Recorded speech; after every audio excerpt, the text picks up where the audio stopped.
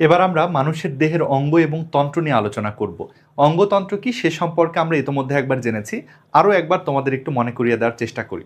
সবাই মনে রাখবে, অনেকগুলো কোষকে একত্রিত করলে পাওয়া যায় টিস্যু, অনেকগুলো টিস্যুকে একত্রিত করলে পাওয়া যায় অঙ্গ, অনেকগুলো অঙ্গকে একত্রিত করলে পাওয়া যায় তন্ত্র।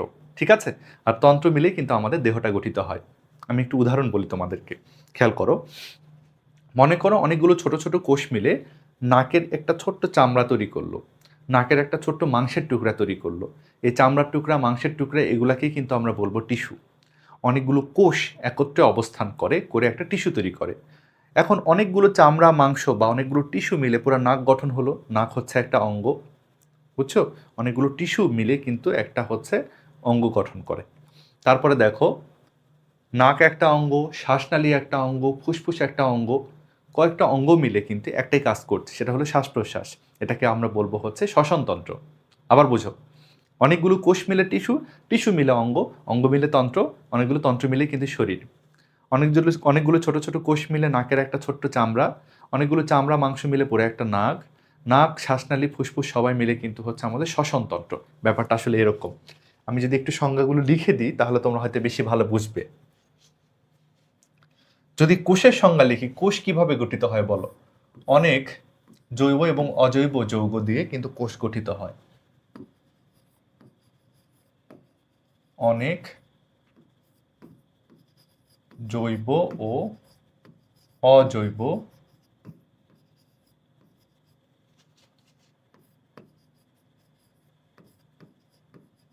যৌগের সমন্বয়ে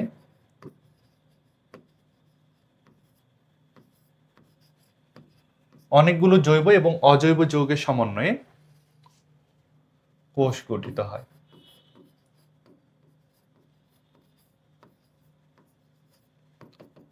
ঠিক আছে? এখন টিস্যু কাকে বলা হচ্ছে? টিস্যুকে কিন্তু বাংলায় কলাও বলা হয়। অনেকগুলো কোষ একত্রে অবস্থান করে যদি একটাই কাজ করে, তখন সেটাকে কিন্তু বলা হয় টিস্যু বা কলা। অনেকগুলো কোষ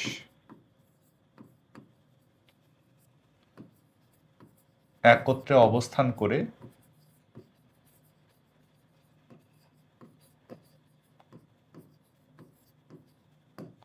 অনেকগুলো কোষ যদি একত্রে অবস্থান করে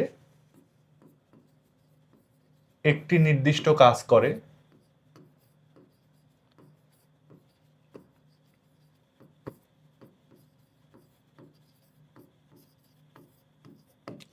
তাদেরকে টিস্যু বলা হয়।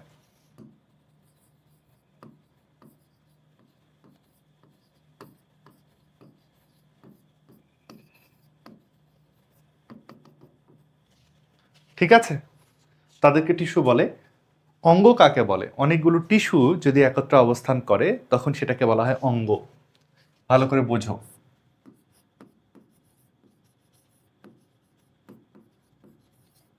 অনেকগুলো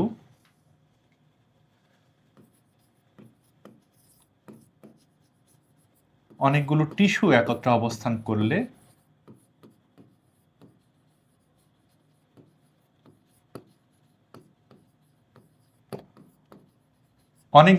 একত্রে অবস্থান করলে সেটাকে কিন্তু বলা হয় অঙ্গ।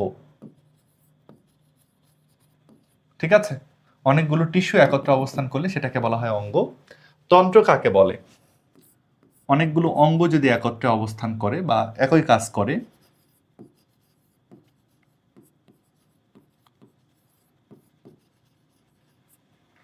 অনেকগুলো অঙ্গ একটি নির্দিষ্ট যদি কাজ করে, ধরা যাক নাক, শ্বাসনালী, ফুসফুস সবাই মিলে তোমাকে শ্বাস প্রশ্বাস করতে সাহায্য করছে, সবাই মিলে হবে একটা তন্ত্র। অনেকগুলো অঙ্গ একটি নির্দিষ্ট কাজ করলে নির্দিষ্ট কাজ করলে অনেকগুলো অঙ্গ একটা নির্দিষ্ট কাজ করলে সেটা হচ্ছে তন্ত্র। ঠিক আছে? এবার অঙ্গ সংস্থান বিদ্যা, এই ব্যাপারটা কি? নাম থেকে বোঝা যাচ্ছে বায়োলজির এমন একটা বিদ্যা এটা, যেটা পড়লে তুমি একটা জীবের অঙ্গগুলো কিভাবে সজ্জিত রয়েছে, কিভাবে অঙ্গগুলো একে অপরের সঙ্গে সংযুক্ত রয়েছে সে ব্যাপারটা জানতে পারবে। অঙ্গসংস্থান বিদ্যা এমন একটা বিদ্যা যে বিদ্যায় একটা জীবের অঙ্গগুলোর অবস্থান এবং অঙ্গগুলোর সংযোগ বোঝা যায়। ঠিক আছে? অঙ্গের সংস্থান বোঝা যায়, অঙ্গগুলোর সংযোগ এবং অঙ্গগুলোর আকার আকৃতি বোঝা যায় যে বিদ্যাতে, সেটা অঙ্গসংস্থান বিদ্যা। তাহলে আমি যদি লিখি সংজ্ঞাটা, বায়োলজি যে শাখায় জীববিজ্ঞানের যে শাখায়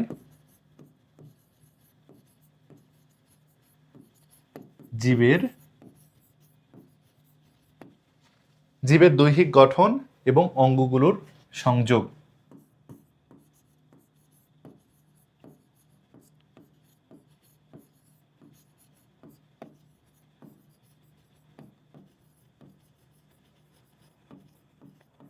অঙ্গগুলোর সজ্জা বা সংযোগ, অঙ্গগুলোর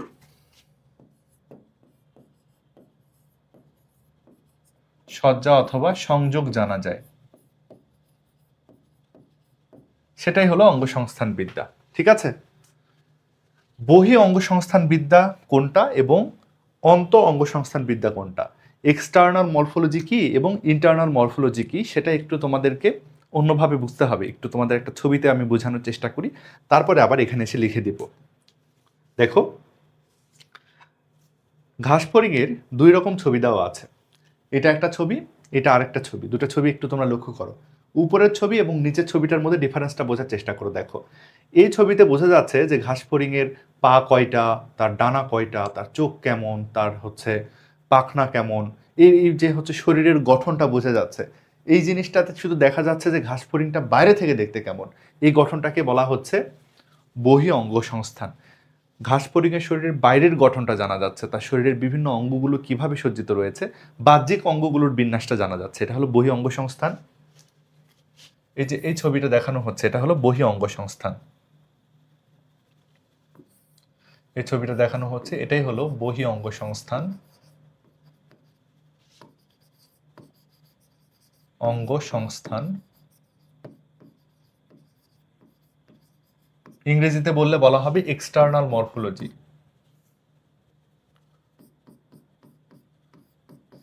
এক্সটার্নাল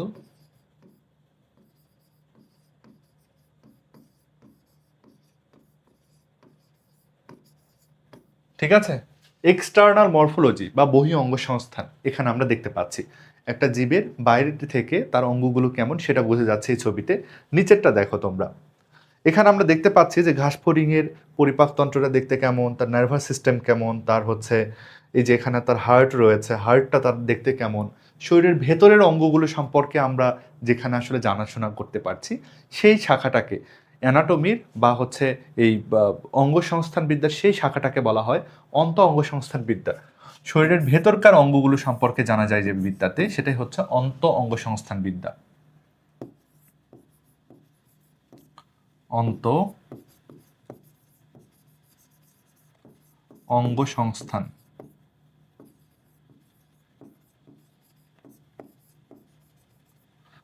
অন্ত অঙ্গসংস্থান, ইংরেজিতে যেটাকে বলা হয় ইন্টারনাল মরফোলজি।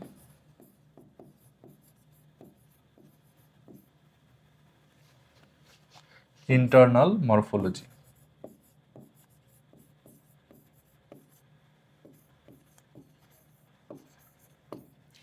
ঠিক আছে, তাহলে আমি যদি এপাশে এসে একটু লিখি, বহি অঙ্গসংস্থান কি, বাহ্যিক অঙ্গগুলো সম্পর্কে জানাশোনাটাকে কিন্তু বলা হয় বহি অঙ্গসংস্থান। শরীরের ভেতরের অঙ্গগুলো সম্পর্কে তুমি যদি জানাশোনা করতে চাও, সেটা হবে অন্ত অঙ্গসংস্থান। তাহলে বাহ্যিক অঙ্গগুলো সম্পর্কে জানাশোনা,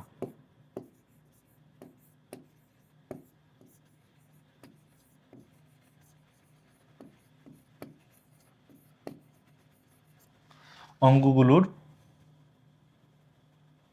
অধ্যয়ন। বাহ্যিক অঙ্গগুলো নিয়ে যদি কথাবার্তা বলো, পড়াশোনা করো, সেটা হচ্ছে বহি অঙ্গসংস্থান। অন্ত অঙ্গসংস্থান কি, অভ্যন্তরীণ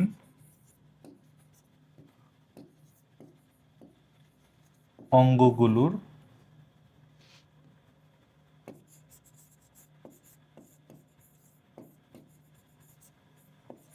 অধ্যয়ন।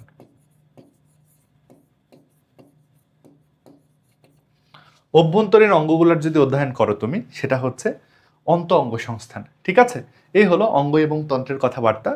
এবার চলো এই পড়াটাকে আমরা একটু বই থেকে দেখার চেষ্টা করি। বই কি কি লেখা আছে একটু দেখি তো। আচ্ছা, বই লেখা আছে, আমরা যা যা ওখানে পড়ে আসলাম ওগুলাই লেখা আছে। আমি তারপরে যদি একটু বই থেকে দেখাই তোমাদেরকে। এক বা একাধিক টিস্যু দিয়ে গঠিত একটা নির্দিষ্ট কাজ করতে সক্ষম প্রাণীদের এরকম অংশ বিশেষকে বলা হয় অঙ্গ। ওই যে তোমাদের বললাম, অঙ্গ মানে অনেকগুলো টিস্যু দিয়ে গঠিত হবে। আচ্ছা, অঙ্গসমূহ নিয়ে জীববিজ্ঞানে যে শাখায় আলোচনা করা হয় সেটাকে বলা হয় অঙ্গ সংস্থান বিদ্যা। দেহের বিভিন্ন অঙ্গগুলো এবং অঙ্গের যে সংযোগ সেটা নিয়ে পড়াশোনাই হলো অঙ্গ সংস্থান বিদ্যা। অবস্থান ভেদে মানব দেহে দুই ধরনের অঙ্গ রয়েছে। কিছু অঙ্গ আছে যাদেরকে বাইরে থেকে দেখা যায়, এই অঙ্গগুলো হলো বাহ্যিক অঙ্গ। এই অঙ্গগুলো হলো বাহ্যিক অঙ্গ। এদের নিয়ে পড়াশোনাটাকে বলা হয় কিন্তু বাহ্যিক অঙ্গ সংস্থান। ঠিক আছে, বা এক্সটার্নাল মরফোলজি। জীবদেহের এমনও কিছু অঙ্গ আছে যেগুলো দেহের ভেতরে অবস্থান করে, তাদের নিয়ে যদি আমরা পড়াশোনা করি সেটাকে বলা হয় অন্ত অঙ্গ সংস্থান বিদ্যা। এরকম অঙ্গগুলো হচ্ছে যে পাকস্থলী, ডিউডেনাম, ইলিয়াম, মলাশয়, হৃৎপিণ্ড, যকৃৎ, ঠিক আছে, অগ্নাশয়, প্লীহা, এই শুক্রাশয়, ডিম্বাশয়, এগুলো আস্তে আস্তে সবই আমরা পড়বো, কিন্তু সামনে এগুলো নিয়ে আমাদের পড়াশোনা আছে। এগুলো নিয়ে পড়াশোনা করাটাকে বলা হয় অন্ত অন্তঃসংস্থান বিদ্যা, অন্ত অঙ্গ সংস্থান বিদ্যা, বা হচ্ছে ইন্টারনাল মরফোলজি বা অ্যানাটমি। ওকে, এবার আমরা একটু পরিপাকতন্ত্র নিয়ে পড়াশোনা করব। পরিপাকতন্ত্র কি? দেখো, যে তন্ত্র আমাদের খাদ্যদ্রব্য এগুলোকে গ্রহণ করতে সাহায্য করছে, খাবারটাকে পরিপাক করছে, খাবার থেকে পুষ্টিটাকে শোষণ করছে। বুঝতে পারছো? খাবার গ্রহণ করা, খাবারটাকে পরিপাক করা মানে হজম করা, এবং হজম করার পর সেখান থেকে যে পুষ্টি পদার্থ সেগুলোকে দেহ চুষে নেয় সেটা করা, এবং অপাচ্য অংশ মানে যে অংশটা পরিপাক করা যাচ্ছে না সে মলটা দেহ থেকে বের করে দেওয়া। এই কাজটা করে যে তন্ত্র সেটাকে কিন্তু বলা হয় পরিপাকতন্ত্র। পরিপাকতন্ত্রে দুরকম অংশ থাকে, সেগুলো হচ্ছে পৈষ্টিক নালী বা ডাইজেস্টিভ ক্যানাল এবং পৈষ্টিক গ্রন্থি বা ডাইজেস্টিভ গ্ল্যান্ডস। ঠিক আছে, মুখছিদ্র, মুখ গহ্বর, গলবিল, অন্ননালী, পাকস্থলী, ডিউডেনাম, ইলিয়াম, রেকটাম, মলাশয়, পায়ছিদ্র, এগুলো নিয়ে পৈষ্টিক নালী গঠিত। লালা গ্রন্থি, যকৃৎ, অগ্নাশয় পৈষ্টিক গ্রন্থি হিসেবে কাজ করে। ঠিক আছে, এই যে দেখো আমি এপাশে কিন্তু মানুষের একটা পরিপাকতন্ত্রের পূর্ণাঙ্গ ছবি দিয়েছি, এবং এই ছবিতে বিভিন্ন অংশগুলোকে তোমাদের একটু দেখানোর চেষ্টা করি। বইয়ে যা যা বলা আছে সবগুলোই তোমাদেরকে একটু আমি পরপর দেখাই। ঠিক আছে, তোমরা একটু লক্ষ্য করো। পরিপাকতন্ত্রকে দুই ভাগে ভাগ করা হয়েছে, তোমরা জানো ইতোমধ্যে। পরিপাকতন্ত্রকে, মানুষের পরিপাকতন্ত্রকে দুই ভাগে ভাগ করা হয়েছে। একটা ভাগকে বলা হচ্ছে পরিপাক গ্রন্থি। আমি এপাশে পরিপাক গ্রন্থিগুলো তোমাদেরকে দেখাবো।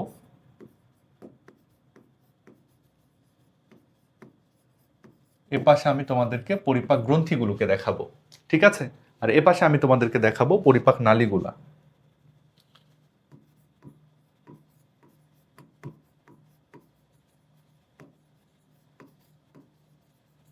আমরা পরিপাক নালী এবং পরিপাক গ্রন্থি সম্পর্কে একটু ধারণা নিব। ঠিক আছে, পরিপাক নালী,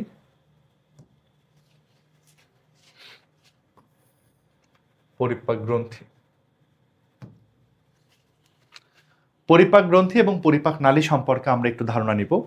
বইয়ে কি কি বলা আছে এক্স্যাক্টলি সবকিছু আমরা দেখব। কি কি বলা আছে, মুখছিদ্র, মুখ গহ্বর, গলবিল, সবই দেখব আমরা। আমি যদি লিখে দিই, এই যে এই ছিদ্রটা যেটা দিয়ে তুমি খাবার গ্রহণ করবে, এই যে এই ছিদ্রটা যেটা দিয়ে তুমি খাবার গ্রহণ করবে, সে ছিদ্রের নামই হলো মুখ ছিদ্র।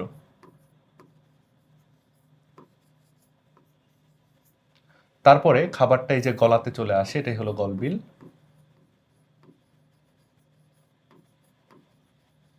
এই যে নলটা দিয়ে খাবারটা পাকস্থলীতে চলে আসে, সেটার নাম হলো অন্ননালী। বইয়ে এগুলার কথা বলা আছে, আমরা সবগুলো আশা করি চিনলাম। তারপরে খাবারটা চলে আসবে তোমার এই পাকস্থলীতে, এটা হলো পাকস্থলী। পাকস্থলীর পরে খাবারটাই যে দেখো এই যে চিকন চিকন নলটা দিয়ে চলে আসবে, ইউ আকারের যে নল, এই নলটার নাম হলো ডিউডেনাম।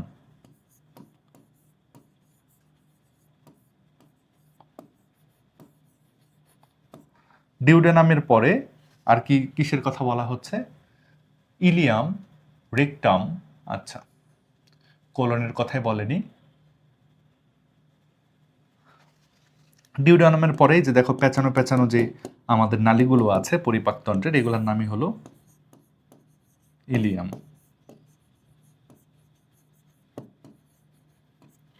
ইলিয়ামের পরে কার কথা বলেছে? ইলিয়ামের পরে হলো রেকটাম বা মলাশয় এবং পায়োছিদ্র। তারপরে এই যে দেখো মল এসে এই থলিতে জমা হয়, এই থলিটার নাম হলো রেকটাম বা মলাশয়। আরো অনেক অংশ আছে, সেগুলোর কথা বলেনি, অন্য একটা অধ্যায়ে এগুলো নিয়ে আলোচনা করা হবে, তখন গিয়ে পড়বো। রেকটাম বা মলাশয়, এই ছিদ্র দিয়ে মলত্যাগ করা হয়, এই ছিদ্রটার নামই হলো পায়োছিদ্র। পায়োছিদ্র, ঠিক আছে। এই তো পুরা পরিপাক নালীর যে যে অংশগুলোর কথা বইয়ে বলা হয়েছিল সবগুলাই কিন্তু আমরা এখানে দেখলাম মোটামুটি। এবার চলো, পরিপাক নালীগুলোর কাজ হচ্ছে খাবারটাকে গ্রহণ করা, খাবারটাকে পরিবহন করা, খাবারটাকে পরিপাকের জন্য জায়গা দেওয়া। কিন্তু খাবার পরিপাকের জন্য বিভিন্ন রস প্রয়োজন হয়, এই রসগুলো আসে বিভিন্ন পরিপাক গ্রন্থি থেকে। পরিপাক গ্রন্থিগুলো বিভিন্ন রস ক্ষরণ করে, যে রসের মাধ্যমে কিন্তু খাবারটা পরিপাক হয়। তাহলে দেখো, পরিপাক গ্রন্থি অ্যাকচুয়ালি আছে 5 রকম, বই 3 রকমের কথা বললে অ্যাকচুয়ালি আছে 5 রকম। মুখের মধ্যে পরিপাক এর জন্য যে রসটা ক্ষরণ হয় সেটা ক্ষরণ করে হলো লালা গ্রন্থি। তাহলে মুখের মধ্যে কোন গ্রন্থি আছে বলো? মুখের মধ্যে আছে হলো লালা গ্রন্থি, ঠিক আছে। তারপরে ধরো এই যে হলো পাকস্থলী, পাকস্থলীর গায়েও কিছু গ্রন্থি আছে যাদের নাম হলো গ্যাস্ট্রিক গ্রন্থি। পাকস্থলীর গায়ে যে গ্রন্থিটা আছে তার নাম হলো গ্যাস্ট্রিক গ্রন্থি।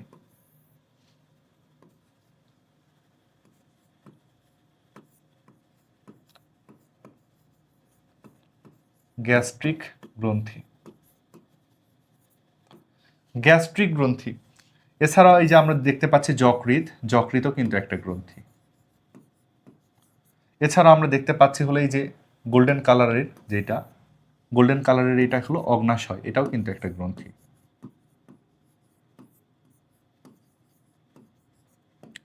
অগ্নাশয়, অগ্নাশয় কিন্তু একটা গ্রন্থি, ঠিক আছে। অগ্নাশয় একটা গ্রন্থি, আরো গ্রন্থি আছে, বুঝছো। এই যে ক্ষুদ্রান্ত আছে না, ক্ষুদ্রান্তের গায়েও কিছু গ্রন্থি আছে, এই গ্রন্থিগুলোকে বলা হয় আন্ত্রিক গ্রন্থি।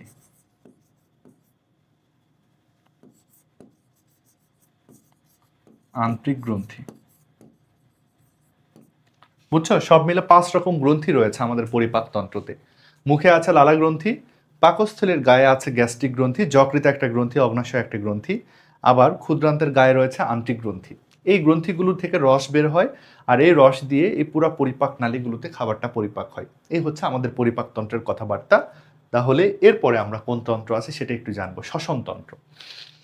বাতাস গ্রহণ করছি, বাতাস ত্যাগ করছি, এই কাজটা করতে আমাদের যে তন্ত্রটা কাজ করে, যে অঙ্গগুলো কাজ করে, সেটাই হলো শ্বসনতন্ত্র।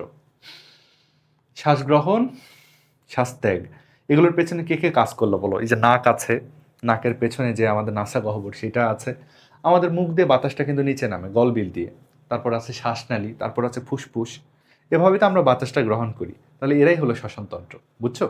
বই থেকে যদি একটু পড়ি, নাসারন্ধ্র, গলবিল, ল্যারিংস, তারপরে হলো ট্রাকিয়া, ব্রঙ্কাস বা ব্রঙ্কাই, ব্রঙ্কিউল, অ্যালভিউলাই এবং একজোড়া ফুসফুস নিয়ে আমাদের শ্বসনতন্ত্র গঠিত। এ তন্ত্র মানুষের দেহে সঞ্চিত খাদ্যকে পরিবেশ থেকে গৃহীত অক্সিজেনের মাধ্যমে জারণ প্রক্রিয়ায় শক্তি উৎপাদন করে এবং এই শক্তি দেহের দৈনন্দিন কাজে ব্যবহার হয়। এই কথাটা বুঝলে তোমরা? আমি এই কথাটা আগে বুঝাই দিই, তারপরে আমরা শ্বসনতন্ত্রতে চলে যাব। কি বলা হচ্ছে এখানে? আমরা খাদ্যবস্তু গ্রহণ করি। খাদ্য মানে কি বলো? খাদ্য মানেই হলো C6H12O6। এই খাদ্যবস্তু অক্সিজেন দিয়ে জারিত হয়। খাদ্যবস্তুর সাথে অক্সিজেনের বিক্রিয়া হয়, মানে খাদ্যবস্তু অক্সিজেন দ্বারা জারিত হয়, হলে সেখান থেকে তৈরি হয় হচ্ছে কার্বন ডাই অক্সাইড, পানি এবং শক্তি। এই শক্তিটা আমাদের দেহের বিভিন্ন কাজে লাগে। এই শক্তিটা আমাদের কথা বলতে কাজে লাগে,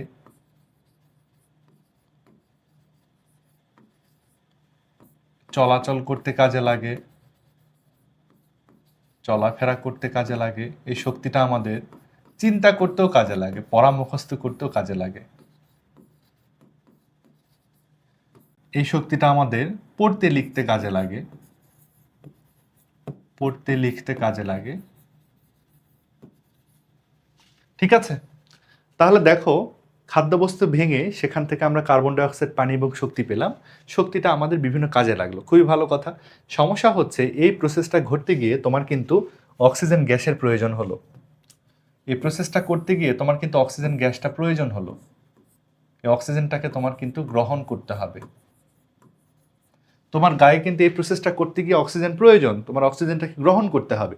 এবং এই প্রসেসটা করলে তোমার গায়ের মধ্যে কার্বন ডাই অক্সাইড তৈরি হবে, সেটাকে দেহ থেকে ত্যাগ করতে হবে। বুঝছো? তাহলে আমরা যখন খাদ্যবস্তুকে ভেঙে সেখান থেকে কার্বন ডাই অক্সাইড, পানি আর এটিপি তৈরি করি বা শক্তি তৈরি করি, অক্সিজেনটাকে আমাদের গ্রহণ করতে হয় এবং কার্বন ডাই অক্সাইডটাকে আমাদের ত্যাগ করতে হয়। এই যে অক্সিজেনটাকে গ্রহণ এবং কার্বন ডাই অক্সাইড ত্যাগ করার যে তন্ত্রটা, সেটাই হলো শ্বসনতন্ত্র। শ্বসনতন্ত্রের কাজ হলো অক্সিজেনটাকে গ্রহণ করতে সাহায্য করা এবং কার্বন ডাই অক্সাইডটাকে ত্যাগ করতে সাহায্য করা। বুঝছো? এগুলো লেখা আছে এখানে। আমরা শ্বসনতন্ত্রের ছবি দেখব এবং এই কটা অংশ জানবো: নাসারন্ধ্র, গলবিল, ল্যারিংস, ট্রাকিয়া, ব্রঙ্কাই, ব্রঙ্কিউল, অ্যালভিউলাই, এগুলো সবই আমরা ছবিতে একটু দেখার চেষ্টা করব। ঠিক আছে, সবাই লক্ষ্য করো। আমি যদি একটা একটা করে তোমাদেরকে দেখাই। ওকে, দেখো প্রথমে কার কথা বলা আছে? নাসারন্ধ্র, গলবিল, ল্যারিংস, এই তিনটা জিনিস আগে দেখায়। এই যে নাকের যে ছিদ্র দিয়ে বাতাসটা আসলে ভেতরে প্রবেশ করে, এটার নামই হলো নাসারন্ধ্র।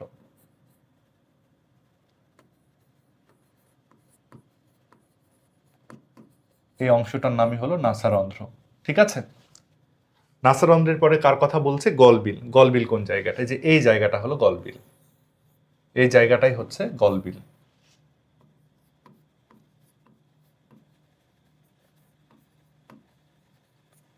তারপরে কোনটার কথা বলা হচ্ছে? তারপরে বলা হচ্ছে ল্যারিংস। ল্যারিংস মানে হচ্ছে স্বর যন্ত্র, যেখানে আমরা শব্দ তৈরি করে, গলার এই জায়গাতে শব্দ তৈরি হয় না, এটাই হচ্ছে ল্যারিংস বা স্বর যন্ত্র। তাহলে গলার এই জায়গাতে শব্দ তৈরি হয়, এই জায়গাটাকে বলা হয় স্বর যন্ত্র বা ল্যারিংস। স্বর যন্ত্র অথবা এটারই নাম হলো ল্যারিংস। স্বরযন্ত্র বা ল্যারিংস, এটা আমরা বুঝলাম। তারপরে কার কথা বলছে? ব্রঙ্কায়ের কথা বলছে। ট্রাকিয়া, ব্রঙ্কাই, ব্রঙ্কিউল, এই কয়টা জিনিস আমি একটু দেখাই। এই যে দেখো মোটা যে শ্বাসনালীটা আছে না, এই যে মোটা শ্বাসনালী, এই মোটা শ্বাসনালীটাকে বলা হয় শ্বাসনালী বা ট্রাকিয়া।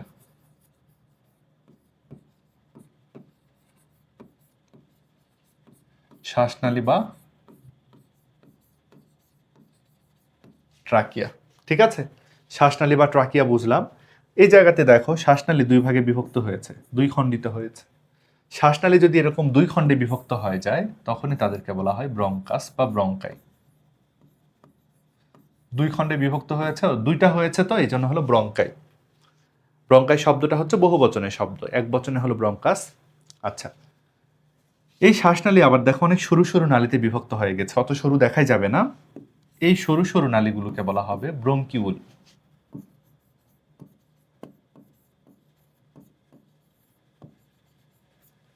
ঠিক আছে, ব্রঙ্কিউল।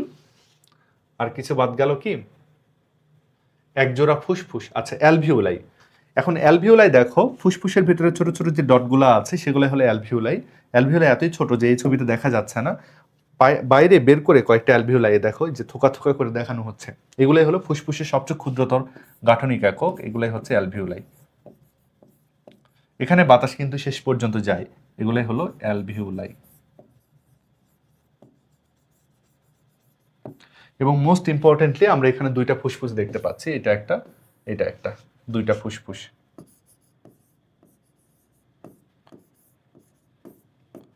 দুইটি ফুসফুস অথবা লাংস।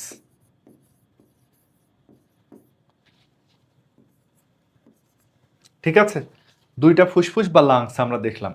এটাই হচ্ছে আমাদের শ্বসনতন্ত্র। এই তন্ত্রের মাধ্যমে আমরা বাতাস গ্রহণ করি, বাতাস ত্যাগ করি, এভাবে আমরা শ্বাস প্রশ্বাস করি।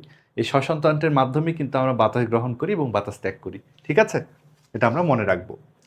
আচ্ছা, এবার আমরা পড়বো আমাদের স্নায়ুতন্ত্র বা নার্ভাস সিস্টেম। স্নায়ুতন্ত্র সম্পর্কে আমরা ইতিমধ্যেই জেনেছি, আমরা আরও একবার স্নায়ুতন্ত্র সম্পর্কে জানার চেষ্টা করব।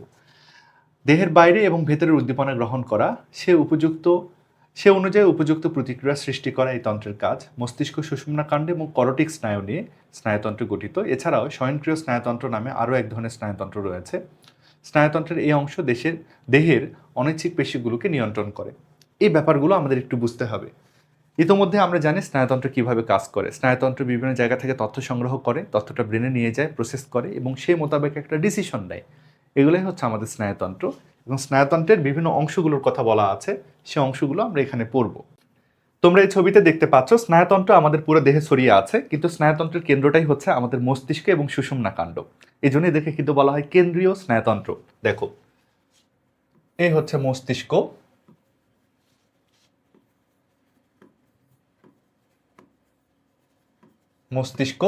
এবং মস্তিষ্ক থেকে যে শাখাটা বের হয়ে আসে সেটাকে বলা হয় সুষুম্না কাণ্ড। এটা মেরুদণ্ডের ভেতর দিয়ে থাকে। এটাও কিন্তু আমাদের কেন্দ্রীয় স্নায়ুতন্ত্র। এটার নাম হলো সুষুম্না কাণ্ড। সুষুম্না কাণ্ড। মস্তিষ্ক এবং সুষুম্না কাণ্ডকে একত্রে বলা হয় কেন্দ্রীয় স্নায়ুতন্ত্র। মস্তিষ্ক এবং সুষুম্না কাণ্ডকে একত্রে বলা হয় কেন্দ্রীয় স্নায়ুতন্ত্র। ইংরেজিতে বললে বলা হয় সেন্ট্রাল নার্ভাস সিস্টেম, তাই না? সিএনএস যেটাকে বলা হয়। ইংরেজিতে যদি লিখি সেন্ট্রাল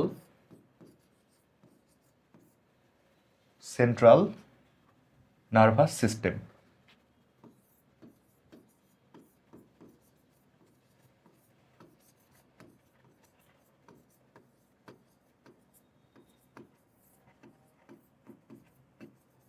সেন্ট্রাল নার্ভাস সিস্টেম, ঠিক আছে। এখন মস্তিষ্ক থেকে এবং সুষুম্না কাণ্ড থেকে বেশ কিছু শাখা বের হয়। দেখো, এই যে এইগুলা, এই শাখাগুলো আমাদের ব্রেন থেকে বেরিয়ে আসলো, বাইরে বেরিয়ে আসে না, এরা চোখে, কানে, নাকে বিভিন্ন জায়গায় চলে যায়।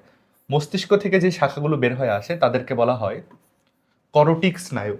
তাদেরকে বলা হয় করটিক স্নায়ু। মস্তিষ্ক থেকে যে শাখাগুলো বের হয় তাদের নাম হলো করটিক স্নায়ু। এদের সংখ্যা হচ্ছে 12 জোড়া।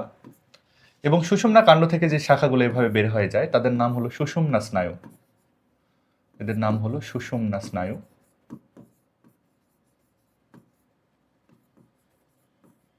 এদের সংখ্যা হলো 31 জোড়া। এদের দুই দলকে বলা হয় প্রান্তীয় স্নায়ুতন্ত্র, ঠিক আছে। এরা হলো প্রান্তীয় স্নায়ুতন্ত্র। এরা হলো প্রান্তীয় স্নায়ুতন্ত্র।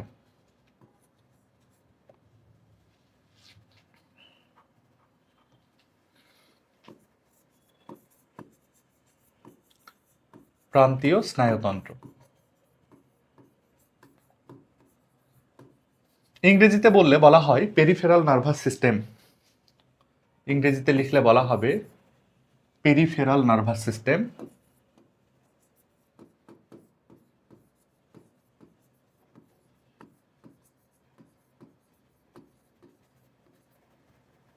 নার্ভাস, বানান ভুল গেছে, VOUS, নার্ভাস সিস্টেম। ঠিক আছে, দেখো অবস্থানের ভিত্তিতে মোটামুটি স্নায়ুতন্ত্রকে আমরা এরকম দুই ভাগে ভাগ করলাম, কেন্দ্রীয় স্নায়ুতন্ত্র এবং প্রান্তীয় স্নায়ুতন্ত্র, এভাবে ভাগ করলাম আমরা। কিন্তু আরও কিছু শ্রেণীবিন্যাস রয়েছে স্নায়ুতন্ত্রের কাজের উপর ভিত্তি করে, এরকম বেশ কিছু শ্রেণীবিন্যাস রয়েছে। আরও কিছু শ্রেণীবিন্যাস আছে, সেগুলো সম্পর্কে আমরা একটু জানবো।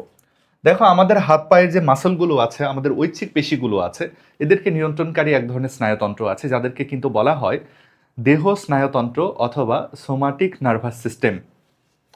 হাত পায়ের যে মাসলগুলোতে কিছু স্নায়ুতন্ত্র আছে যারা ঐচ্ছিক পেশিকে নিয়ন্ত্রণ করতে পারে, এদেরকে বলা হয় দেহ স্নায়ুতন্ত্র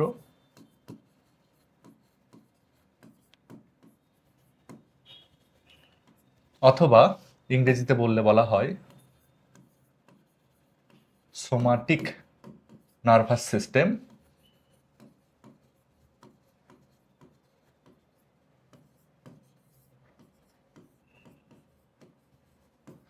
আবার আমাদের কিছু অনৈচ্ছিক পেশি আছে, যেমন আমাদের ফুসফুস আছে, আমাদের রক্তনালী আছে, আমাদের এরকম যে মাসলগুলো আছে যাদের উপর আমাদের সরাসরি কন্ট্রোল নাই, তারা তো আমাদের অনৈচ্ছিক পেশি। অনৈচ্ছিক পেশিগুলোকে নিয়ন্ত্রণ করার জন্য কিছু স্নায়ুতন্ত্র আছে, সেই স্নায়ুতন্ত্রকে বলা হয় স্বয়ংক্রিয় স্নায়ুতন্ত্র বা অটোনোমাস নার্ভাস সিস্টেম, ঠিক আছে। আমাদের এই যে অনৈচ্ছিক পেশিগুলোকে নিয়ন্ত্রণ করার জন্য যে স্নায়ুতন্ত্র আছে তার নাম হচ্ছে স্বয়ংক্রিয় স্নায়ুতন্ত্র।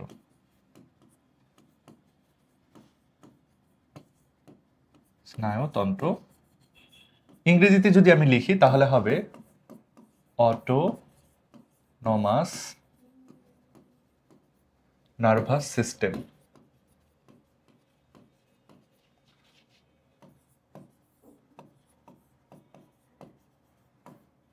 ঠিক আছে, অটোনমাস নার্ভাস সিস্টেম, এই তো হয়ে গেল। এখন এই অটোনমাস বা স্বয়ংক্রিয় স্নায়ুতন্ত্র আবার দুই প্রকার, এটার আবার দুইটা প্রকার রয়েছে। একটাকে বলা হয় সিম্প্যাথেটিক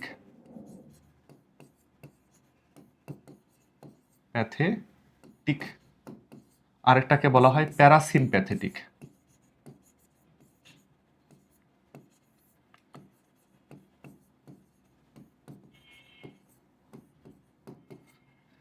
আমাদের দেহে দুরকম রেসপন্স আছে। দেখা যায় তুমি যখন ভয় পাও তখন তোমার হার্টবিট বেড়ে যায়, তোমার শ্বাস প্রশ্বাসের হার বেড়ে যায়, তোমার গায়ে টেম্পারেচার বেড়ে যায়, তোমার গায়ে শক্তি বেড়ে যায়।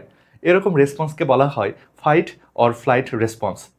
এই সময় তোমার শরীরের সব কয়টা অঙ্গ, অনৈচ্ছিক যে অঙ্গগুলা, তারা ভালো করে কাজ করা শুরু করে, বেশি বেশি কাজ করা শুরু করে, যাতে করে তুমি বেশি শক্তি পাও, বেশি জোরে দৌড়াতে পারো, অথবা তুমি শত্রু থেকে পালায় যেতে পারো। এই রেসপন্সটাকে বলা হয় fight or flight response. Fight or flight.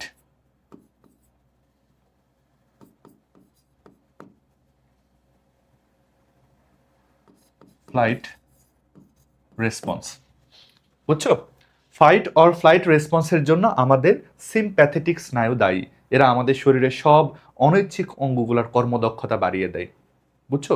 সেই সময় অবশ্য আমাদের যে হজম প্রক্রিয়া সেটা একটু স্লো হয়ে যায়, বরং খাবার হজমের চেয়ে শরীর বেশি মনোযোগ দেয় যে কিভাবে দৌড়ে পালানো যায় অথবা কিভাবে ফাইট করা যায়, বুঝছো? পালানো অথবা ফাইট করার রেসপন্স বলে এই রেসপন্সটাকে বলা হয় ফাইট অর ফ্লাইট রেসপন্স। কিন্তু যদি আমাদের শরীর সবসময় এই রেসপন্সে চলতে থাকে, এই গতিতে চলতে থাকে, তাহলে কিন্তু আমরা মরে যাব। আমাদের হার্টবিট যদি সবসময় বেশি থাকে, আমাদের যদি শ্বাস প্রশ্বাসের হার বেশি থাকে, গায়ের টেম্পারেচার যদি অতিরিক্ত থাকে, তাহলে কিন্তু আমাদের অনেক ক্ষতি হবে।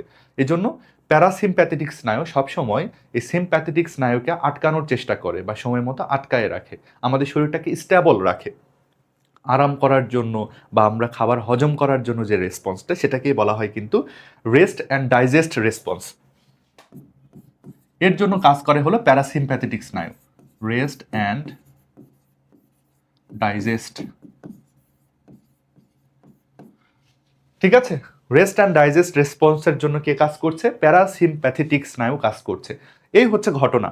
আমাদের শরীরের সিম্প্যাথেটিক স্নায়ু যারা, প্যারাসিম্প্যাথেটিক স্নায়ু যারা, এদেরকে একত্রে বলা হয় অটোনমাস নার্ভাস সিস্টেম। এদেরকে আমরা কন্ট্রোল করতে পারি না, এরা একলা একলাই চলে। এরাই হলো স্বয়ংক্রিয় স্নায়ু। দেহ স্নায়ু কোনগুলা? যেগুলো আমাদের আসলে হচ্ছে এই যে কেন্দ্রীয় স্নায়ুতন্ত্রের সমন্বয়ের মাধ্যমে চলে। দেহ স্নায়ুতন্ত্র যারা, এরা কিন্তু কেন্দ্রীয় স্নায়ুতন্ত্রের সঙ্গে কানেক্টেড। এরাও কানেক্টেড কেন্দ্রীয় স্নায়ুতন্ত্রের সাথে, সবাই কানেক্টেড, কিন্তু এরা একটু নিজে নিজে করেও কাজ করতে পারে। এই হচ্ছে ব্যাপার স্যাপার।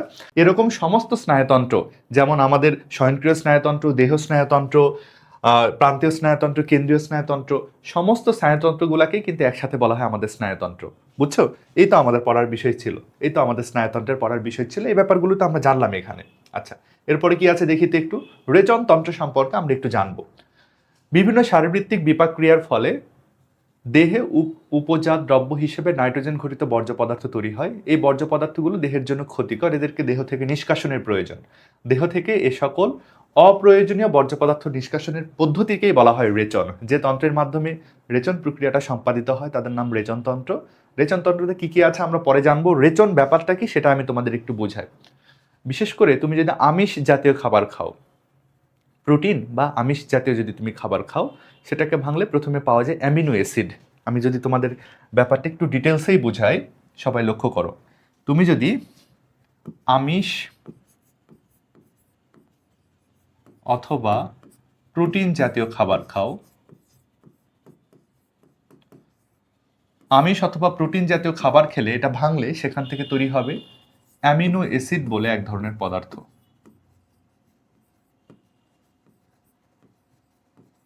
তুমি যদি প্রোটিন বা আমিষ খাও, সেখান থেকে অ্যামিনো অ্যাসিড নামের এক ধরনের পদার্থ তৈরি হবে। এই অ্যামিনো অ্যাসিড থেকে তুমি শক্তি পাবে অথবা অ্যামিনো অ্যাসিড বিভিন্ন কাজে লাগবে, কিন্তু অ্যামিনো অ্যাসিড থেকে খুবই পরিচিত একটা বর্জ্য তৈরি হয় যার নাম হলো ইউরিয়া। ঠিক আছে, ইউরিয়ার সংকেতটা অনেকটা এরকম, NH2CO NH2, এটাই হলো ইউরিয়ার সংকেত। বুঝছো? তাহলে কি ঘটনাটা ঘটলো দেখো তো। আমিষ বা প্রোটিনকে তুমি যদি খেয়ে ফেলো, তাহলে আমিষ প্রোটিন থেকে পাওয়া যায় অ্যামিনো অ্যাসিড, অ্যামিনো অ্যাসিডকে ভাঙলে সেখান থেকে পাওয়া যায় ইউরিয়া। এই যে ইউরিয়াটা দেখছো না, NH2CO NH2, এটা হলো ইউরিয়ার সংকেত। এটা একটা বর্জ্য পদার্থ এবং এই বর্জ্যটার মধ্যে কিন্তু নাইট্রোজেন আছে, এই জন্য এই বর্জ্যটাকে বলা হয় নাইট্রোজেন যুক্ত বর্জ্য পদার্থ। বর্জ্যটাকে বলা হয় নাইট্রোজেন যুক্ত অথবা নাইট্রোজেন ঘটিত বর্জ্য পদার্থ। এই বর্জ্যটাই হলো নাইট্রোজেন ঘটিত বর্জ্য পদার্থ। নাইট্রোজেন ঘটিত বর্জ্য পদার্থ।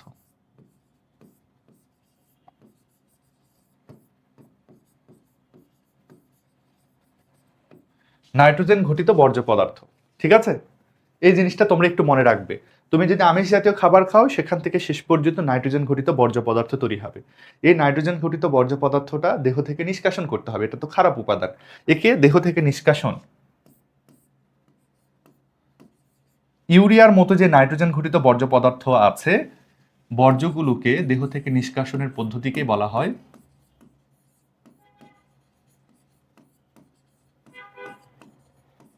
দেহ হতে নিষ্কাশনের পদ্ধতিকে রেচন বলা হয়।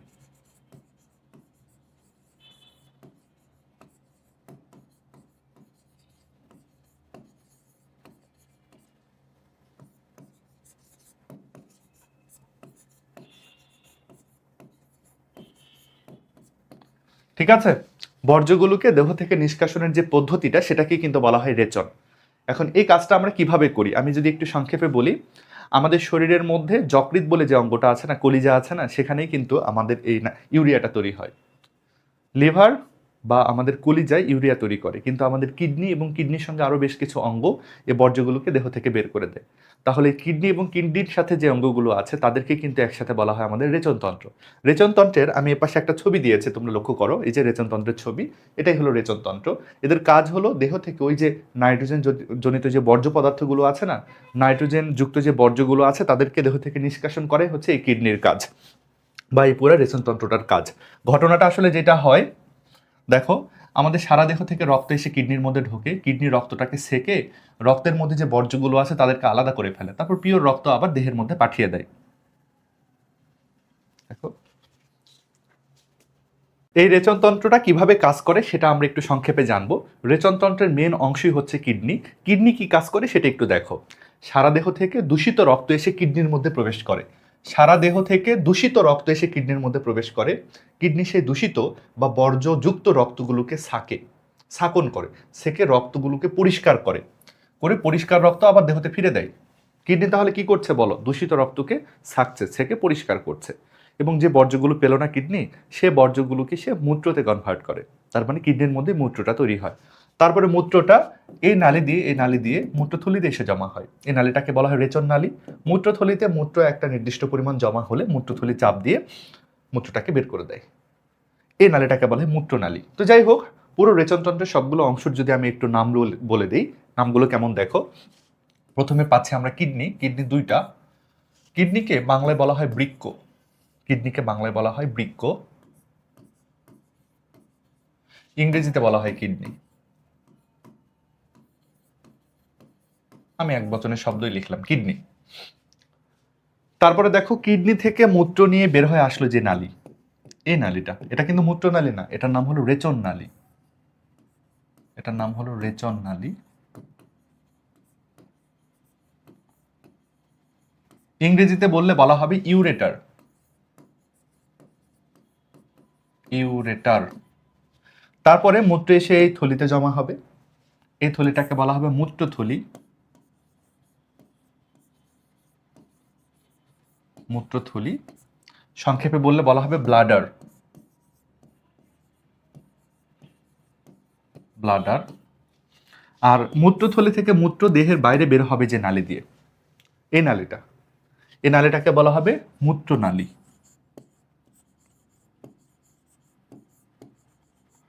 ইংরেজিতে বললে বলা হবে ইউরেথ্রা।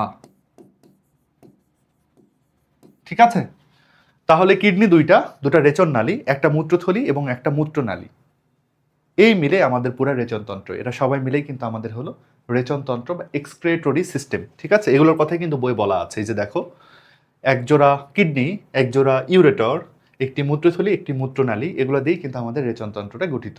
বুঝলাম আমরা, আশা করি বুঝছি, তাই না? এবার আমরা কি পড়বো? এবার আমরা পড়বো হলো প্রজননতন্ত্র। প্রজননতন্ত্র ব্যাপারটা কি? শরীরের যে তন্ত্রের মাধ্যমে আমরা সন্তান উৎপাদন করি সেটাই হলো আমাদের প্রজননতন্ত্র। পুরুষের প্রজননতন্ত্র একটু আলাদা, নারীদের প্রজননতন্ত্র একটু আলাদা। নারী এবং পুরুষের প্রজননতন্ত্র একটু আলাদা হয়, এদের রোলও কিন্তু আলাদা। নারীদের প্রজননতন্ত্রের কাজ হচ্ছে ডিম্বাণু তৈরি করা এবং বাচ্চাকে ধারণ করা, বাচ্চাকে দুধপান করানো। পুরুষের যে প্রজননতন্ত্র সেটা হচ্ছে কাজ হলো শুক্রাণু উৎপাদন করা। বুঝছো? একটু ঘটনা আলাদা, দেখতেও আলাদা, অংশগুলো একটু আলাদা। প্রজাতির ধারাকে বিলুপ্তির হাত থেকে রক্ষা করার জন্য এই তন্ত্র নিজস্ব বৈশিষ্ট্যযুক্ত নতুন প্রজন্ম সৃষ্টি করতে পারে। ঠিক আছে, গ্যামেট তৈরি করতে পারে। গ্যামেট হচ্ছে শুক্রাণু আর ডিম্বাণু। শুক্রাণু আর ডিম্বাণুকে গ্যামেট বলা হয়। এটি ভ্রূণ এবং শিশু ধারক অঙ্গ দিয়ে গঠিত। ভ্রূণ এবং শিশু ধারক অঙ্গ সাধারণত নারী দেহের মধ্যে থাকে, পুরুষের শরীরে থাকে না। সাধারণত পরিণত বয়সে জননতন্ত্রের মাধ্যমে প্রাণী প্রজননের ক্ষমতা অর্জন করে। এভাবে প্রজননের মাধ্যমে প্রজাতির ধারা অব্যাহত থাকে। প্রজাতির ধারা ব্যাপারটা বলতে কি বোঝাচ্ছে জানো? যে দাদা থেকে তোমার বাবার জন্ম হয়েছে, তোমার বাবা থেকে তোমার জন্ম হয়েছে, তুমি যদি মারা যাও তাহলে তো তোমার প্রজাতির আর ধারাবাহিকতাটা থাকলো না, শেষ হয়ে গেল। ধারাবাহিকতা বজায় রাখতে কি করতে হবে? তোমারও বাচ্চা উৎপাদন করতে হবে। এটাকে বলা হয় প্রজাতির ধারাবাহিকতা রক্ষা করা। ঠিক আছে, তারপরে দেখো, মানুষ একলিঙ্গ প্রাণী, অর্থাৎ পুরুষের দেহে পুরুষ প্রজননতন্ত্র রয়েছে এবং স্ত্রী লোকের দেহে স্ত্রী প্রজননতন্ত্র রয়েছে। এই তো কথাবার্তা। উদ্দেশ্য হচ্ছে শুক্রাণু ডিম্বাণু তৈরি করা, তারপরে হচ্ছে ভ্রূণ এবং শিশু ধারণ করা, এগুলাই কিন্তু মূল উদ্দেশ্য। ঠিক আছে, আমরা যদি একটু নারী পুরুষের প্রজননতন্ত্র দেখি, আমি ছবি দিয়েছি, দেখো এখানে আছে পুরুষের প্রজননতন্ত্র, আর ওখানে আমি ছবিতে দিয়েছি হলো নারীদের প্রজননতন্ত্র। পুং প্রজননতন্ত্র এখানে রয়েছে, পুং প্রজননতন্ত্র এখানে আছে।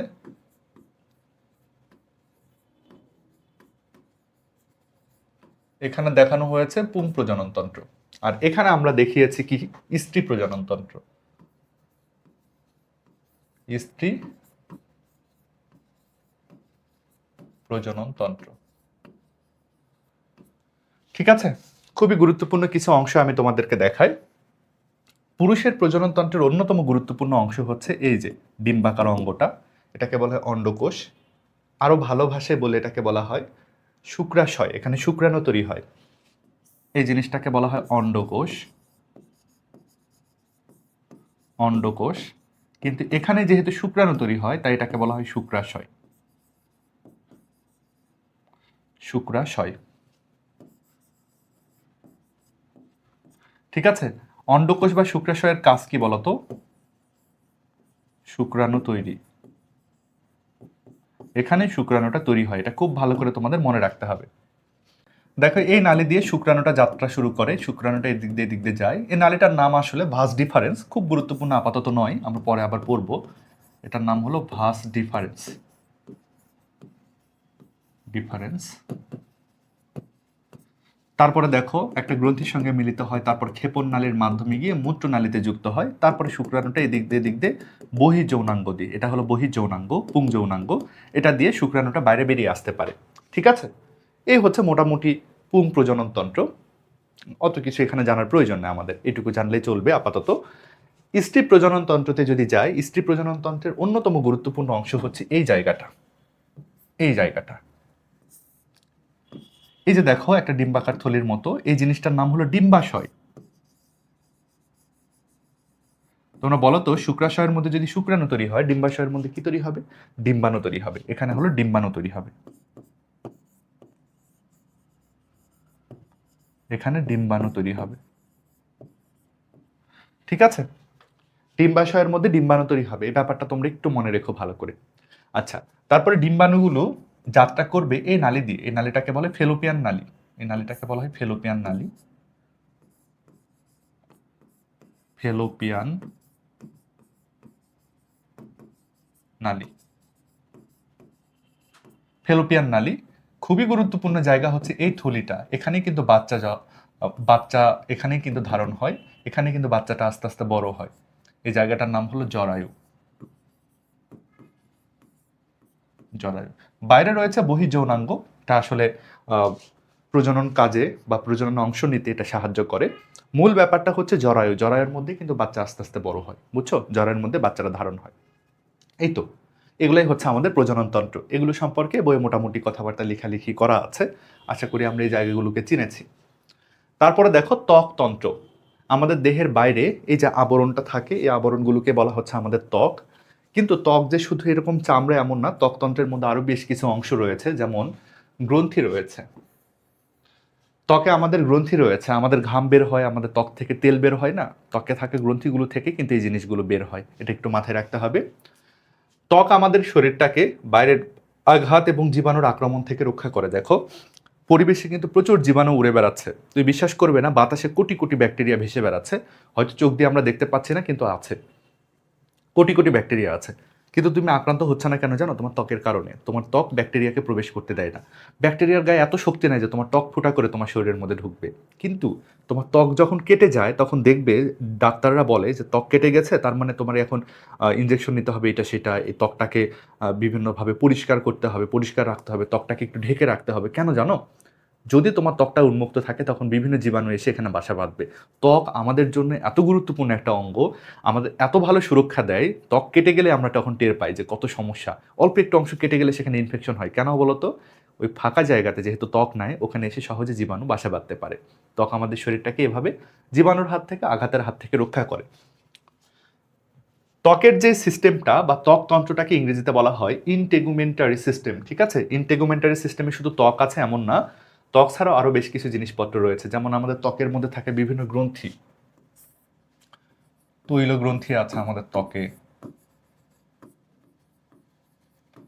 তৈল গ্রন্থি আছে। তারপর আমাদের ত্বকে রয়েছে ঘর্মগ্রন্থি, ঘাম বের হয় যেগুলা থেকে, ঘর্মগ্রন্থি, ঘর্মগ্রন্থি আছে আমাদের ত্বকে। আমাদের ত্বকের মধ্যে হচ্ছে নেইল আছে বা নেইল প্লেট আছে।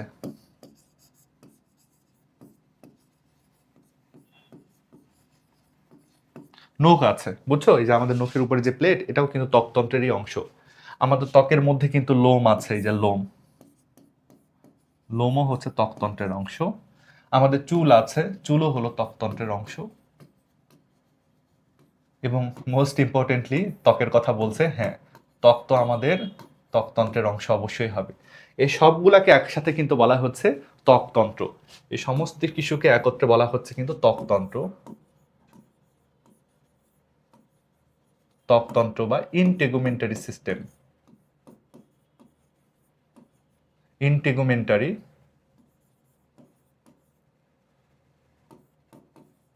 ইনটেগুমেন্টারি সিস্টেম, ঠিক আছে? পুরা ত্বক সহ শুরু করে এই জিনিসপত্রগুলোকে একসাথে বলা হচ্ছে ইন্টেগুমেন্টারি সিস্টেম। এদের কাজই হলো দেহটাকে সুরক্ষা দেওয়া, প্রতিরক্ষা দেওয়া, ঠিক আছে? এরপরে কি আছে একটু দেখি। অন্তর্খরা গ্রন্থিতন্ত্র। অন্তর্খরা গ্রন্থিতন্ত্র সম্পর্কে আমাদের একটু জানতে হবে। বলা হচ্ছে প্রাণীদেহে কতগুলো নালীবিহীন বা অন্তর্খরা গ্রন্থি রয়েছে, এই সকল গ্রন্থি থেকে নিঃসৃত রসকে হরমোন বলে। পরিবহন করার জন্য কোনো নির্দিষ্ট নালী থাকে না, অর্থাৎ এদের কোনো নালী থাকে না, শুধু রক্তের মাধ্যমে এর এক স্থান থেকে অন্য স্থানে পরিবাহিত হয়। এরকম বেশ কিছু গ্রন্থির নাম দেওয়া আছে: পিটুইটারি গ্রন্থি, থাইরয়েড গ্রন্থি, প্যারাথাইরয়েড গ্রন্থি, আইলেটস অফ ল্যাঙ্গারহ্যান্স, সুপ্রেনাল ইত্যাদি গ্রন্থির কথা বলা আছে। তার আগে আমাদের একটু বুঝতে হবে গ্রন্থি কি এবং নালীবিহীন গ্রন্থি কি। গ্রন্থি সম্পর্কে একটা প্রাথমিক ধারণা আমাদের নিতে হবে, ঠিক আছে? গ্রন্থি সম্পর্কে আমরা একটু প্রাথমিক ধারণা নিই, তারপরে আমরা এই আলোচনাতে চলে আসব।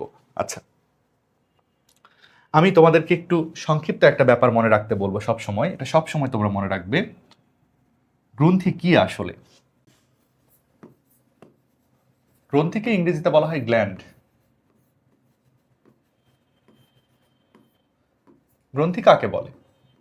গ্রন্থি হচ্ছে দেহের কিছু টিস্যু বা টিস্যু সমষ্টি, মানে ছোট্ট একটা অংশ, দেহের একটা খণ্ড, যে জায়গা থেকে কোনো না কোনো রস ক্ষরণ হবে।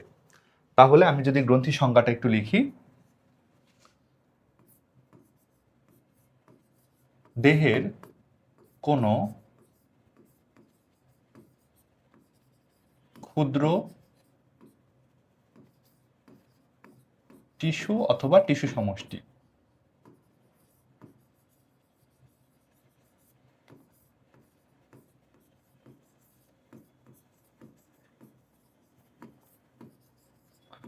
গ্রন্থি হচ্ছে দেহের কোনো ক্ষুদ্র টিস্যু বা টিস্যু সমষ্টি যে স্থান থেকে কোনো রস ক্ষরণ হবে, যে স্থান হতে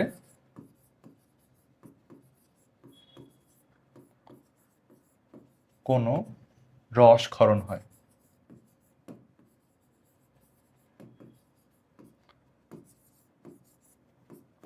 ঠিক আছে, এটাই হলো গ্রন্থির কনসেপ্ট। গ্রন্থি হচ্ছে দেহের কোনো টিস্যু বা টিস্যু সমষ্টি যেখান থেকে কোনো রস ক্ষরণ হবে, কোনো জায়গা থেকে তুমি রস বের হতে দেখছো, সেটাই হলো গ্রন্থি। এটাই হলো গ্রন্থির মূল কনসেপ্ট। ঠিক আছে, এবার আমরা গ্রন্থির প্রকারভেদটা জানবো। গ্রন্থি দুই প্রকার। গ্রন্থির প্রকারভেদ আমরা জানবো। গ্রন্থি দুই প্রকার। দেখো, গ্রন্থি দুই প্রকার। দুইটা প্রকার সম্পর্কে তোমাদের আমি একটু ধারণা দিই।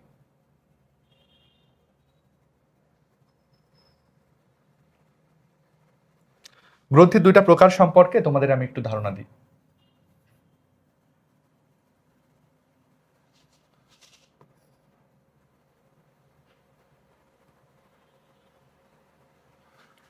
গ্রন্থির দুইটা প্রকার সম্পর্কে তোমাদের একটু ধারণা দিই। আগে আমি ছবিটা দেখাই, তোমরা একটু দেখো। দুটা গ্রন্থিরই তোমাদেরকে ছবি দেখায় আগে। গ্রন্থি তো কিছু টিস্যু বা টিস্যু সমষ্টি, মানে অনেকগুলো কোষ দিয়ে গঠিত।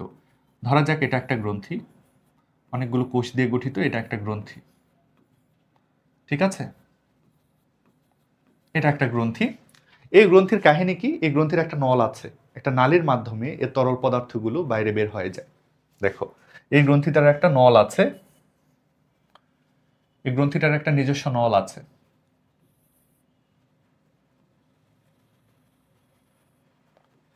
এই নিজস্ব নল দিয়ে তার তরল পদার্থটাকে সে ক্ষরণ করতে পারে। নিজস্ব নল দিয়ে তার তরল পদার্থটা সে বাইরে বের করে দিতে পারে।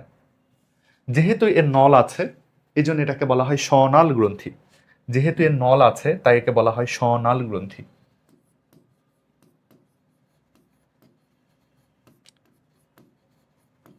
নলের মাধ্যমে অনেক বাইরে তরল পদার্থ সে ক্ষরণ করছে। নলের মাধ্যমে অনেক বাইরে সে তরল পদার্থ ক্ষরণ করছে, এই জন্য এটাকে আমরা বলবো হলো বহিঃক্ষরা গ্রন্থি।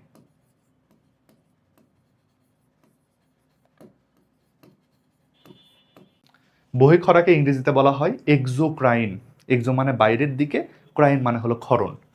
এটাকে ইংরেজিতে বলা হয় এক্সোক্রাইন। এক্সোক্রাইন গ্রন্থি মানে হলো গ্ল্যান্ড, লিখলাম না। যাই হোক, এই শব্দগুলো আশা করি তোমরা বুঝছো। আচ্ছা, এবার দেখো আরেকটা ঝামেলা। এখানে আরেকটা গ্রন্থি আছে, অনেকগুলো কোষের সমন্বয়ে গঠিত। গ্রন্থি মানে হলো অনেকগুলো কোষের সমষ্টি। দেখো, এই গ্রন্থিটাও বিভিন্ন রকম অনেকগুলো কোষের সমষ্টি। এই গ্রন্থিটা যে রসগুলো ক্ষরণ করবে, সেটা কিন্তু তার নালী দিয়ে বের হবে না, তার নিজস্ব কোনো নালী নাই, বরং তার পাশ দিয়ে থাকবে কিছু রক্তনালী। বুঝছো? এর ভেতর থেকে তরল পদার্থ বের হবে, তার নিজস্ব কোনো নালী নাই। পাশে থাকবে রক্তনালী, রক্তনালীর মাধ্যমে তার তরল পদার্থটা পরিবাহিত হবে। বুঝছো? রক্তনালীর মাধ্যমে তার তরল পদার্থটা পরিবাহিত হবে।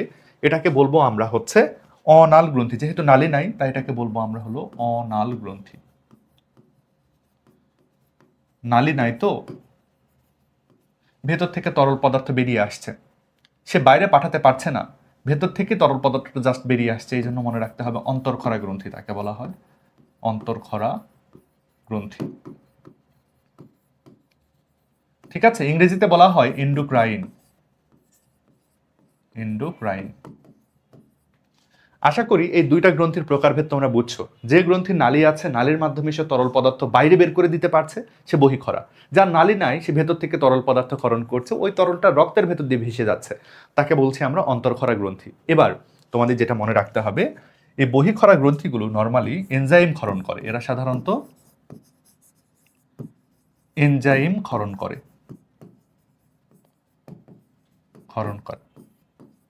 ঠিক আছে, বহিঃক্ষরা গ্রন্থিগুলো নর্মালি এনজাইম ক্ষরণ করে, আর অন্তর্ক্ষরা গ্রন্থিগুলো সাধারণত হরমোন ক্ষরণ করে। এই কথাগুলো একটু মনে রাখতে হবে। এরা সাধারণত হরমোন ক্ষরণ করে, ক্ষরণ করে। ঠিক আছে, এখন এনজাইম এবং হরমোন কি এটা নিয়ে তোমাদের একটু কনফিউশন থাকে, আমি এটা একটু তোমাদের সলভ করে দিই। এটা কিন্তু গ্রন্থির আর আলোচনা থাকলো না, এখন একটু হরমোন আর এনজাইম সম্পর্কে তোমাদেরকে ধারণা দিই। সামনে এই শব্দগুলো বারবার আসে, তোমরা একটু কনফিউজড হয়ে যাও। আমি সংক্ষেপে খুব ছোট্ট করে একটু হরমোন কি আর এনজাইম কি সে সম্পর্কে তোমাদেরকে ধারণা দিই। দেখো এনজাইম ব্যাপারটা কি, এনজাইমকে বলা হয় অনুঘটক। এনজাইম হলো অনুঘটক, ঠিক আছে। এনজাইম হলো অনুঘটক অথবা তাকে জৈব প্রভাবকও বলা হয়। তোমরা প্রভাবক সম্পর্কে কেমিস্ট্রিতে পড়েছো, প্রভাবকেরা বিভিন্ন বিক্রিয়াতে উপস্থিত থেকে বিক্রিয়া হতে সাহায্য করে। যেমন এ একটা অণু, বি আরেকটা অণু, বা এ একটা যৌগ বি আরেকটা যৌগ, এদেরকে জোড়া দিয়ে সেখান থেকে বানানো হলো সি। এই জায়গাতে মনে করো এক্স নামের একটা উপাদান প্রয়োজন হলো, এক্স যদি থাকে এ বি সহজে যুক্ত হয় সিতে পরিণত হতে পারে। এই এক্স জিনিসটাই হচ্ছে প্রভাবক, এটাই হচ্ছে এনজাইম। দেখো এনজাইম কি করছে, দুটা অণুর মধ্যে ঘটকালি করে দিচ্ছে না।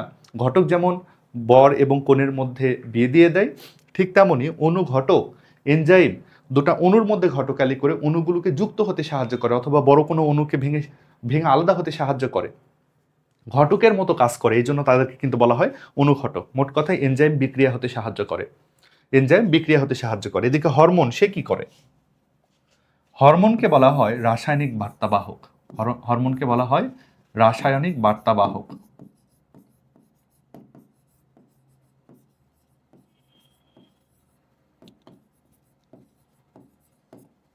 রাসায়নিক বার্তাবাহক, হরমোন হচ্ছে রাসায়নিক বার্তাবাহক, অর্থাৎ হরমোন একটা অঙ্গ থেকে তৈরি হয়ে রক্তনালীর মাধ্যমে আরেকটা অঙ্গতে চলে যায়, গিয়ে সেই অঙ্গকে কাজের নির্দেশ দেয়।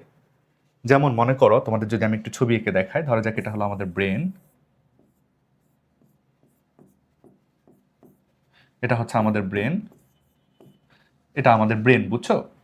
আমাদের ব্রেন থেকে একটা হরমোন তৈরি হয় যার নাম হলো এডিএইচ। আমাদের ব্রেন থেকে একটা হরমোন তৈরি হয় যার নাম হলো এডিএইচ। এডিএইচ হরমোনটা চলে আসে আমাদের এই অঙ্গতে, কিডনিতে। কিডনিতে এসে বলে এডিএস একটা হরমোন, এটা ব্রেনে তৈরি হলো। তারপরে সে রক্ত দিয়ে ভেসে ভেসে চলে গেল কিডনিতে, গিয়ে কিডনিকে বলল যে ভাই আমি ব্রেন থেকে আসলাম। ব্রেন বলল এই লোকটা আজকে কম করে পানি খেয়েছে, তুমি একটু কম করে মূত্র উৎপাদন করো। তখন তোমার কিডনি কম করে মূত্র উৎপাদন করবে। কনসেপ্টটা তোমরা বুঝতে পারছো। হরমোনগুলোর কাজই হচ্ছে একটা অঙ্গতে তৈরি হয়ে গিয়ে আরেকটা অঙ্গতে কাজের নির্দেশ দেবে। এরা হলো বার্তা বহন করবে, তথ্য বহন করবে, এই জন্য এদেরকে বলা হয় রাসায়নিক বার্তাবাহক। ঠিক আছে, তাহলে দেখো এনজাইম এবং হরমোনের কাজ কিন্তু একটু হলেও আলাদা। তো এখন হরমোনগুলো তৈরি হয় কোত্থেকে বলো তো, অন্তর্ক্ষরা গ্রন্থি থেকে। দেহের মধ্যে অনেকগুলো অন্তর্ক্ষরা গ্রন্থি রয়েছে, সবগুলো অন্তর্ক্ষরা গ্রন্থিকে একসাথে কিন্তু বলা হয় অন্তর্ক্ষরা গ্রন্থিতন্ত্র। দেখো তোমাদেরকে আমি একটা ছবি দেখাই, এখানে আমাদের দেহের বিভিন্ন অন্তর্ক্ষরা গ্রন্থিগুলো দেখানো হচ্ছে। তাদের ভেতর থেকে বিভিন্ন হরমোনগুলো বের হবে, বিভিন্ন জায়গায় গিয়ে কাজ করবে। কাজগুলো জানবো না, মোটামুটি গ্রন্থিগুলোর নাম তোমাদেরকে আমি একটু ধারণা দিই। বিভিন্ন অন্তর্ক্ষরা গ্রন্থি সম্পর্কে তোমাদেরকে একটু ধারণা দিই, সবাই লক্ষ্য করো। প্রথমে বলি মাথায় থাকা এই গ্রন্থিটার প্রসঙ্গে। মাথায় খুব ছোট্ট একটা গ্রন্থি থাকে, কিন্তু খুবই গুরুত্বপূর্ণ। এই গ্রন্থিটার নাম হলো পিটুইটারি গ্রন্থি। পিটুইটারি গ্রন্থি, মাথায় থাকে হচ্ছে পিটুইটারি গ্রন্থি। ঠিক আছে, মাথায় পিনিয়াল গ্রন্থি বলে আরেকটা গ্রন্থি থাকে, তার কথা বইয়ে হয়তো দেওয়া নাই। তারপরে দেখো এই যে গলাতে, গলাতে যে বড় গ্রন্থিটা দেখছো না, এই বড় গ্রন্থিটার নাম হলো থাইরয়েড গ্রন্থি। থাইরয়েড গ্রন্থি। থাইরয়েড গ্রন্থিতে দেখো কিছু দানা আছে, 4টা দানা দেখা যাচ্ছে। এই যে এই দানাগুলোর নাম হলো প্যারাথাইরয়েড গ্রন্থি। প্যারা মানে হলো পাশে, থাইরয়েড গ্রন্থির সাথে বা পাশে লেগে থাকে বলে এদের নাম হলো প্যারাথাইরয়েড।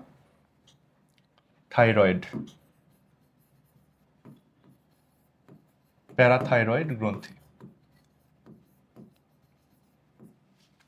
আচ্ছা, প্যারাথাইরয়েড গ্রন্থি, প্যারাথাইরয়েড গ্রন্থি। আচ্ছা, এরপরে দেখো বুকে একটা গ্রন্থি আছে, এই গ্রন্থিটাকে বলা হয় থাইমাস গ্রন্থি। থাইমাস গ্রন্থি, এগুলা কিন্তু সবাই অন্তর্ক্ষরা গ্রন্থি। এবার চলো এই গ্রন্থিটার প্রসঙ্গে একটু বলি। দেখো কিডনির মাথায় একটা গ্রন্থি আছে, কিডনির মাথায় একটা গ্রন্থি আছে, এটাকে বলা হয় অ্যাডরেনাল গ্রন্থি অথবা সুপ্রেনাল গ্রন্থি। এটার দুইটা নাম, অ্যাডরেনালও বলা যেতে পারে অথবা এটার নাম হলো সুপ্রেনাল। সুপ্রেনাল শব্দগুলো কিভাবে আসলে একটু বলি। অ্যাড মানে সাথে, রেনাল মানে কিডনি, কিডনির সাথে থাকে তো, এই যেটা কিডনি, কিডনির মাথায় আছে তো এই জন্য অ্যাডরেনাল। সুপ্রা মানে উপরে, রেনাল মানে কিডনি, কিডনির উপরে আছে এই জন্য নাম হলো সুপ্রেনাল। ঠিক আছে, এরপরে দেখো এই যে এই গ্রন্থিটা, এটার নাম হলো অগ্নাশয় গ্রন্থি। অগ্নাশয়ের আবার দুরকম অংশ আছে। অগ্নাশয়ের কিছু অংশ আছে যারা অন্তর্খরা হিসেবে কাজ করে, অগ্নাশয়ের আবার কিছু অংশ আছে যারা বহিঃখরা হিসেবে কাজ করে। অগ্নাশয়ের অন্তর্খরা হিসেবে কাজ করে আইলেটস অফ ল্যাঙ্গারহ্যান্স নামক অংশ। এই হলো অগ্নাশয়।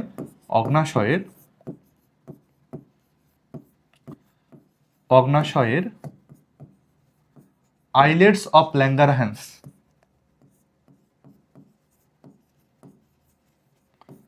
Islets of Langerhans.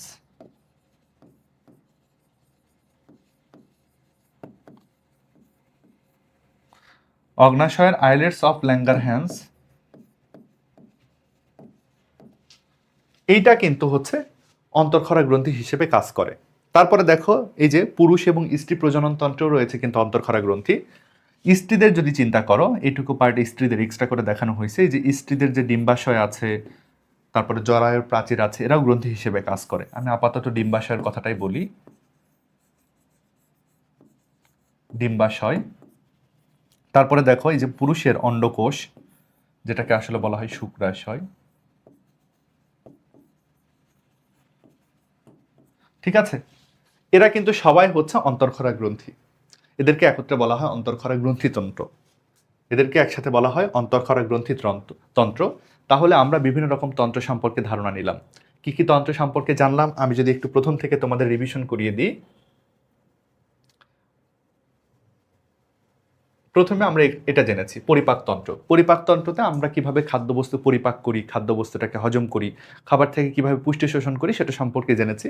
আমরা বিভিন্ন অংশ এখানে শুনলাম।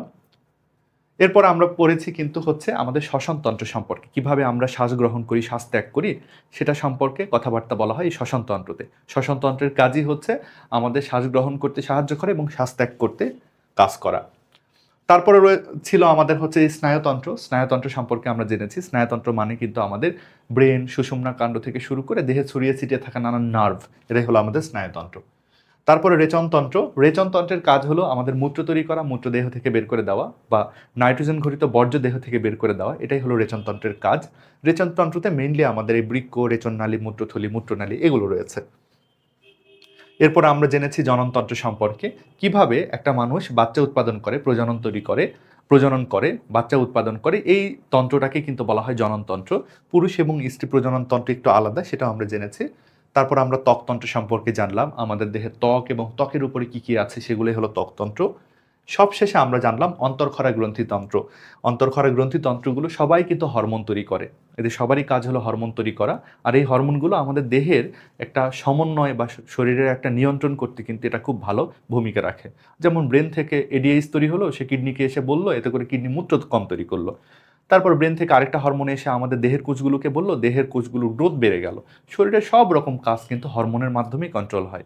এই জিনিসপত্রগুলোই কিন্তু আমাদের হচ্ছে অন্তর্খরা গ্রন্থিতন্ত্র।